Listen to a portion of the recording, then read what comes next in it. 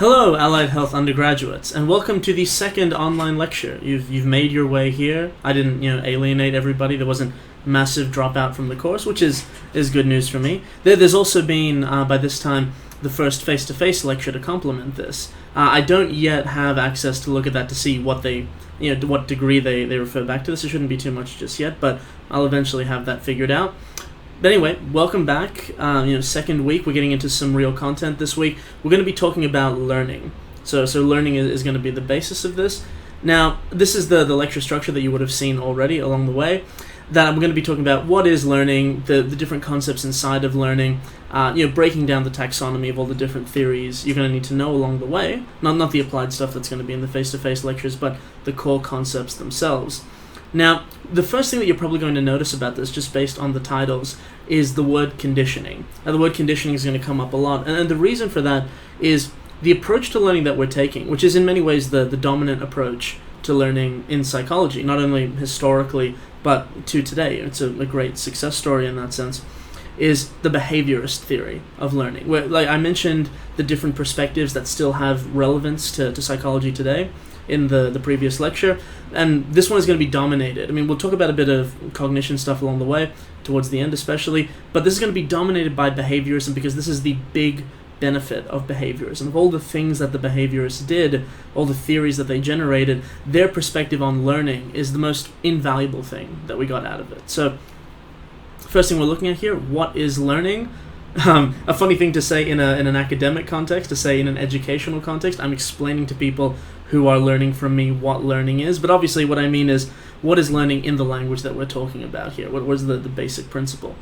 So just to be clear though, like I said, we're going to look a lot at behaviorism here, so just in case anybody has forgotten what we talked about last time, or just didn't look at the first lecture, but you're jumping in the deep end now. Psychology, like every historical science, moves through different movements, moves through different paradigms over time, and the most influential of those paradigms are perspectives that still have influence on us today. So, back when psychology was brand new, the very first big psychological perspective that dominated all of psychology for the majority of practitioners and theorists was Freudian psychodynamics, right back just before the dawn of the 20th century.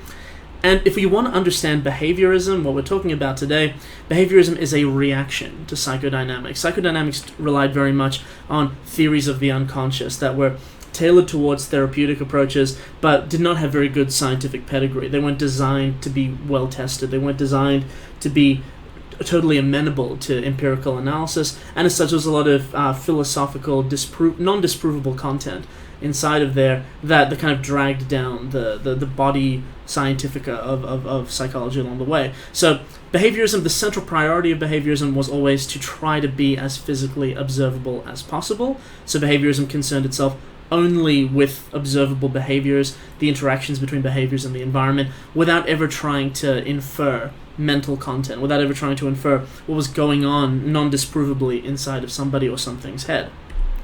So, and just to make a disambiguation, that is a tentative approach that behaviorists would take. Generally speaking, it's not that behaviorists didn't believe that thoughts existed, although some people like Watson had famous statements towards that effect, but just that it shouldn't necessarily be important to the analysis of behavioral science, so long as you can draw meaningful inferential patterns between what the environment shows people, how they react, how you can correlate their behaviors over time. So that said, keeping in mind what the behaviorist approach is, if we're speaking broadly here, what is learning?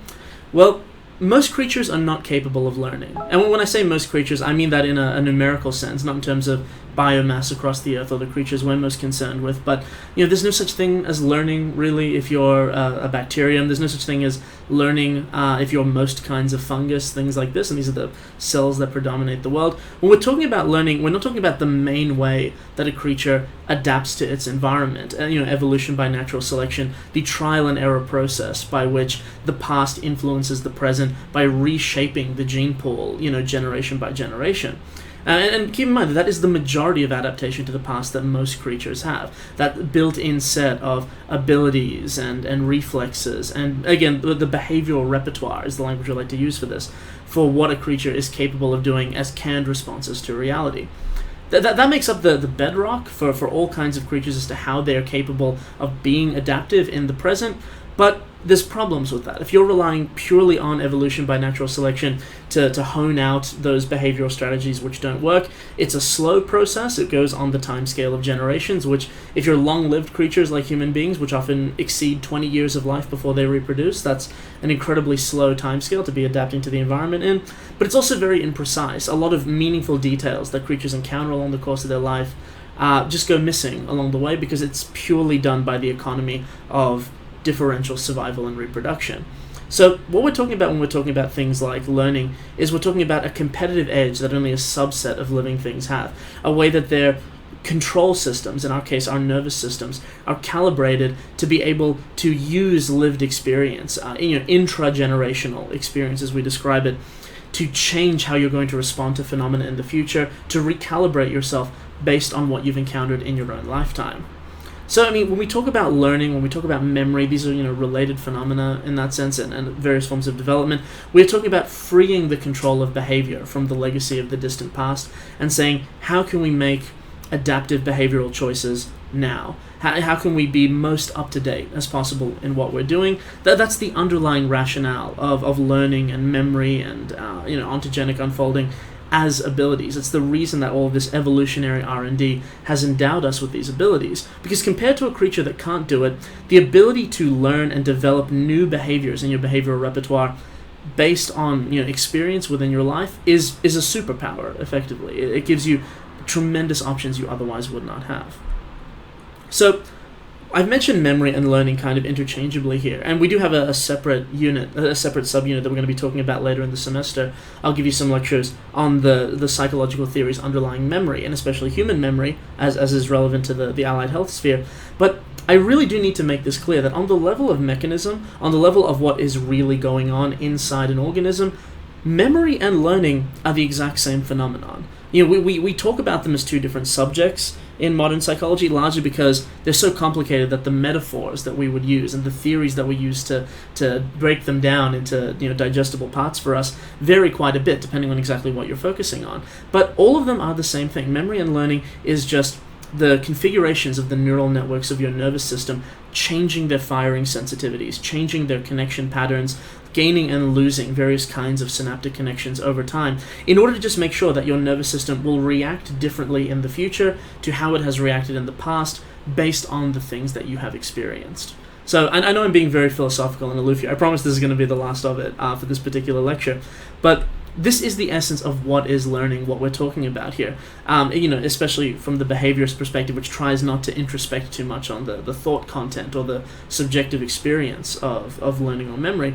Learning is adapting to the past. It is within your lifetime taking in lived experience and being adaptively changed by that. Gaining new abilities, gaining new pattern recognition abilities, being able to do things you could not do before because of the things you've experienced in the past. It's having your nervous system changed by what you have experienced in such a way that it's not just random changes in terms of how you'll behave in the future, but you'll have a better set of adaptive behaviors in the future. You've sculpted your behavioral repertoire to be better suited to whatever has been happening to you in the past. Now again, in the language of behaviorism, it's the main theoretical approach we're going to be using today to talk about learning.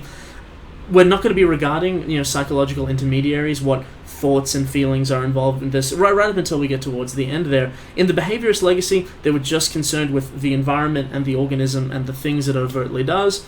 So in modern language, what we would say is that behaviorism used a stimulus-response model. They were just concerned with what stimulus does the environment provide, what response to that stimulus is in the behavior of a creature that is responding to it, what are the different correlations between stimulus and response that we get along the way that help us understand how the lived experience of a creature shapes its behavior in adaptive ways going forward in time.